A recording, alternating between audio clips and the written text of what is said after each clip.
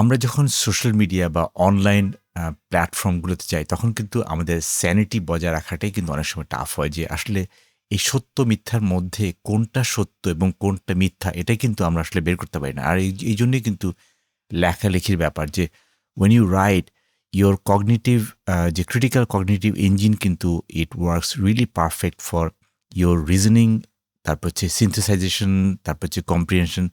And এই জন্যই কিন্তু আপনি যখন লিখবেন তখন কিন্তু you are actually forming a logic structure. আর সেজন্যই কিন্তু আমি সবাইকে বলি যে এই এআইয়ের যুগে we have to be able to write properly, and এই লেখালেখির মধ্যে কিন্তু critical analysis, problem solving will come. আমার ফ্রেন্ডরা অনেক সময় বলে যে, "আরে তুই সবসময় মোটা, মোটা কলম নিয়ে আসিস, মানে হচ্ছে গিয়ে মিডিয়াম নিব।" সো আজকে আমি নিয়ে এলাম হচ্ছে ফাইন নিব। একটা ফাইন নিবের একটা কলম, যেই কলমটা খুব সুন্দর লেখে। মানে এটা হচ্ছে জিনহাও 35, এবং এই জিনহাও 35 এর এই যে ফাইন নিবটা আপনি দেখছেন যে এটা আসলেই খুবই সুন্দর লেখে, এবং এইটা হচ্ছে কি একটা end to end steel body, এবং end to end steel body হওয়ার কারণে কিন্তু এটা অনেকের নজর কাড়ে। আর এটার যে আপনি দেখছেন যে এটার আমাদের যে কার্টিজটা, মানে কার্টিজের জায়গায় যে আমাদের কনভার্টারটা আছে, কনভার্টার কিন্তু বেশ ভালো কালি ধরে। আর আমি এটাকে মনে করি যে এই কলমটার দিয়ে লিখতে গিয়ে সবচেয়ে বড় আমি ভালো একটা জিনিস পেয়েছি যে, যদিও এই নিবটাই কিন্তু আসলে জিনহাও বেশ কয়েকটা কলমে তারা ব্যবহার করেছে, মানে এই সেইম নিব, কিন্তু জিনহাও 35 এর মধ্যে আমি একটা জিনিস দেখলাম যে জিনহাও 35 এর মধ্যে এই নিবটার মধ্যে টিউনিং, এদের যে টিউনিং এবং এই টিউনিং এর পাশাপাশি এর যে আমি মনে করি যে পলিশনেস, এর পলিশনেস কিন্তু অন্যান্য অনেক কলম থেকে বেশ ভালো।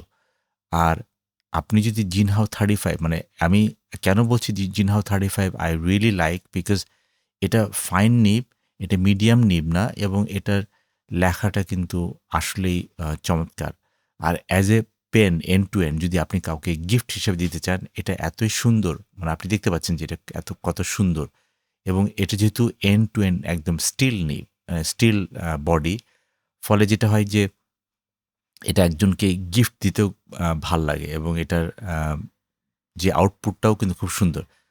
তো আমি মনে করি যে অ্যা আমি যে মিডিয়াম নিবের এগেইনস্টে আমাকে যে সবসময় যেটা বলা হয় যে আমি শুধু মিডিয়াম নিব নিয়ে পছন্দ করি, বাট মিডিয়াম নিবের পাশাপাশি যে এরকম একটা খুবই সুন্দর একটা কলম যে আ আছে বিশেষ করে জিনহাওয়ের কাছ থেকে, সেটা আপনারা একটা ভালো একটা জিনিস দেখতে পারবেন।